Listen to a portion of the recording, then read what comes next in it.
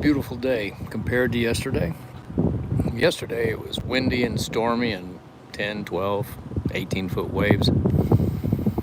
Today, got outside for a few minutes and had to go back inside before I got sunburned.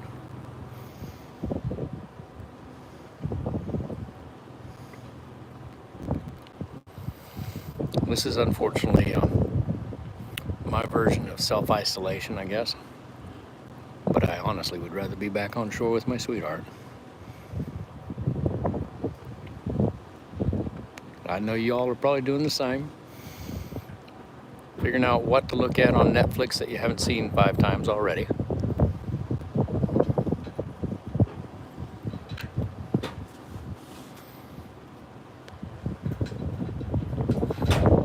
Hey Brett, appreciate that. We're doing good out here. We didn't catch any fish today though, which is unusual. I think the water was all stirred up, so they weren't biting, but that's what cans of soup are for. And freezers. And kegs of beer. Got a little bit of that out here too.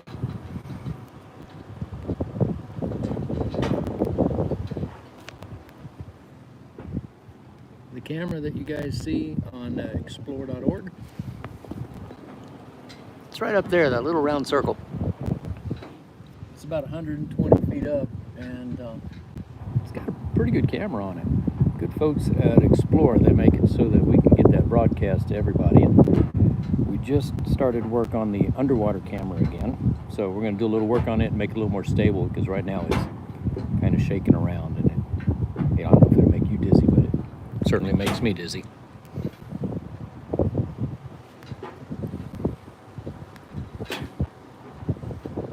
We did get the flag changed out earlier today. It's always a good thing. And we do have a possibility of a storm coming in a little bit tonight.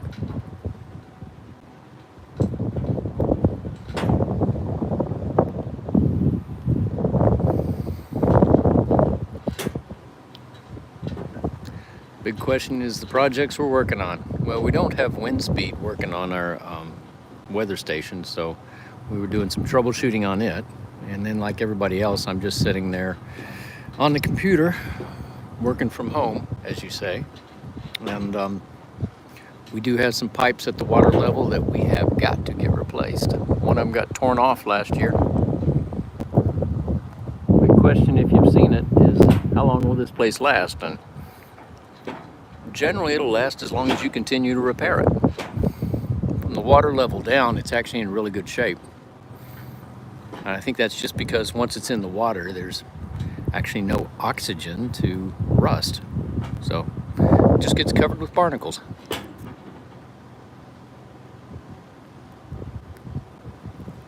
It should get pretty here in just a minute when that sun comes down, as long as you can be patient for it.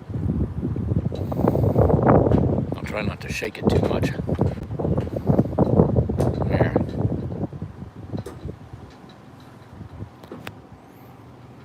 See if I can mount this thing so it doesn't bounce around too bad.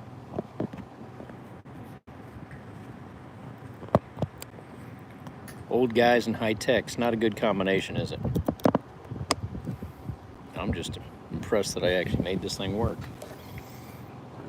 All right, let's see if we can get this to come in. Just to fill in some facts and figures, the helipad itself is about 80 by 80. Making the whole facility about 6,400 square feet, which sounds big, but if you get enough people in here, you can get a little crowded.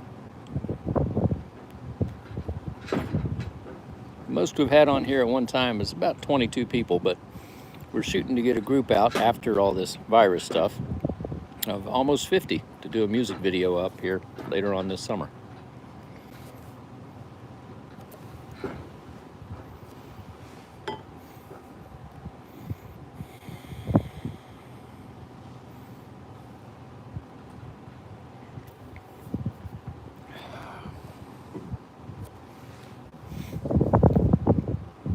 Couple things you think about when you're all the way out here is, you know, how lucky you are just to be able to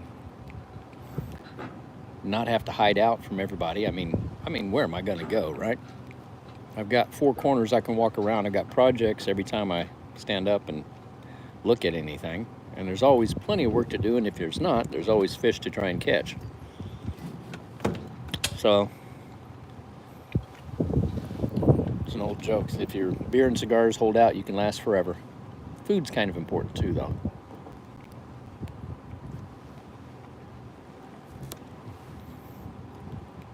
As you guys watching this, there's a couple things to think about. The temperature varies a great deal.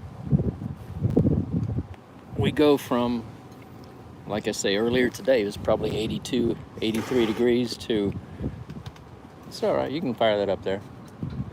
We're using a torch to light the cigars. Does a good job.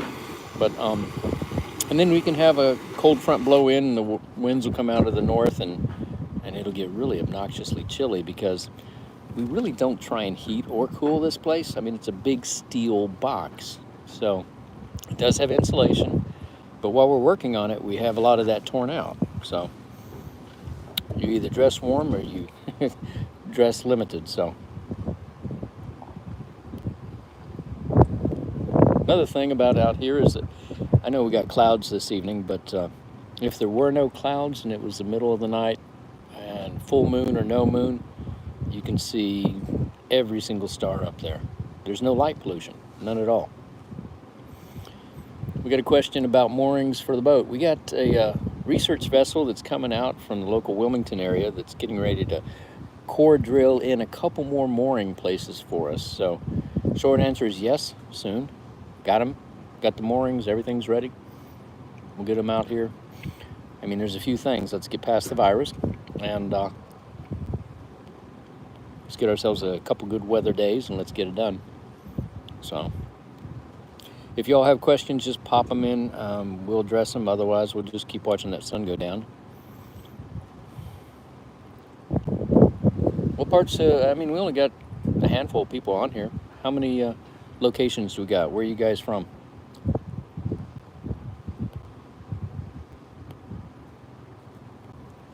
While I'm waiting, I'm typically located at my apartment in the Charlotte area, at least for a few more years. New York City, God bless you. Are you going stir crazy? New Hampshire. That's awesome, guys.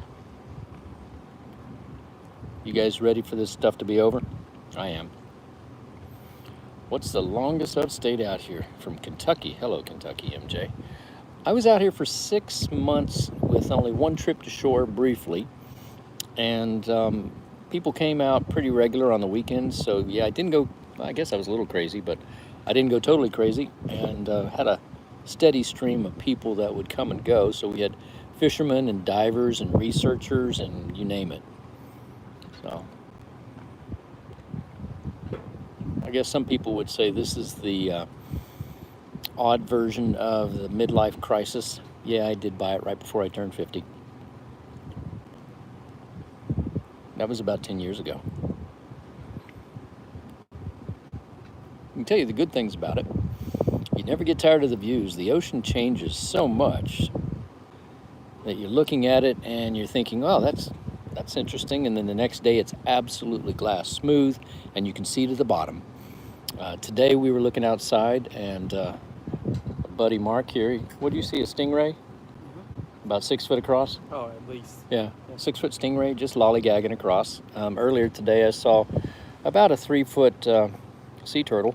I couldn't see it for long enough to know what kind, but up here it's, I don't know if it'll be a greenback or whatever, but it's still a juvenile, probably only about 25 years old. And of course there's the fish. In the later months of the year, during the hot water, we'll have a few hundred barracudas about the size of your leg. MJ asked again, do we ever see whales? Yeah, we have. If you guys do a little looking on our page on Facebook, or if you look through our videos here, you'll see that we saw them a couple times. Just earlier, gosh, was it the last year? I think it was December of this last year. We saw a couple humpbacks on one of our helicopter flights back into shore, and that was interesting. They're magnificent creatures. So the reason the tower is here, if you don't know, it's not just because they wanted to stick something out in the ocean. This is actually a lighthouse, or it was, back before there was any GPS or anything like that. And this is at the end of a long, shallow area known as the Frying Pan Shoals. That's how we got the name. We didn't base it on a cooking device. And it's been named that area for hundreds of years now. So when they ended up, and the sun is about gone, when they ended up building this, it was basically to keep all the ships and the boats from going too close and then going all aground on the shoals, which can get down to 2 or 3 feet deep at times. And a lot of shipwrecks out there. They call this area the the graveyard of the Atlantic. So shortly that sun will be gone. You guys are patient with your time. I appreciate it. I know it's either the nightly news, which seems to be about the same thing every night nowadays, or reruns of the shows you've already seen. I can't tell you how many times I never thought I'd watch Mayberry again, and yet I am. As we get to the last bits, let's pop this out so you can look around a little bit more.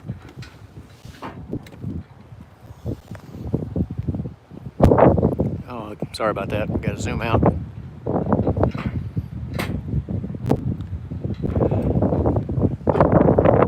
So we replaced the flag this morning, I think. I do lose track of days and times out here. But I guess you're doing that on shore too. You're forgetting what day it is. I'll try and stay out of the wind. People ask us funny things like, how do you get your electricity? I can show you that. But we've got a small generator running right now. Sorry about the wind noise here.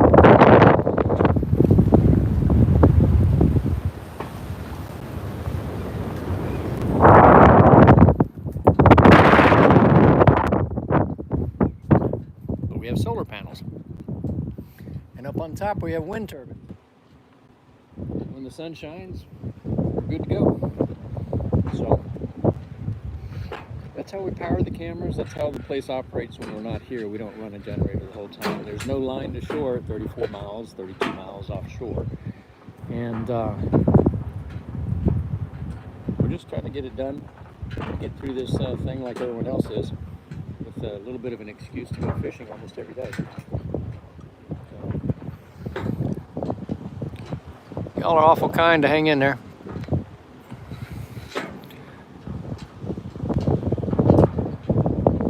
Helipad last year, and it's already rusting through, so we will do that again. And same thing on the interior. We do use volunteers. If you want to come out here, you can be a volunteer. Volunteers have to cover their own transportation, which is the lion's share of the cost.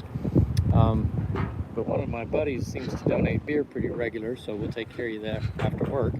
And there's a lot of work. Yeah. He's volunteering. This is suffering. There you go.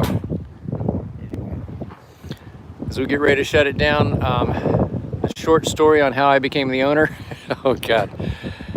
You ever sit and look on your computer when you're done with the day and you're just kind of browsing? And I came across this auction. I bid on something and apparently nobody else did. So I originally won the tower for a whopping bid of $11,282, which is a story all in and of itself. It's a crazy place and it's been a lot of fun. And there's a lot more to do, so appreciate you guys subscribing. I sound like such a show. Yeah, please subscribe. If I get over that, whatever that limit of hours is, I might actually be able to get a few pennies from advertising. Pennies. It's all right. We all do what we can. Appreciate y'all. Take care.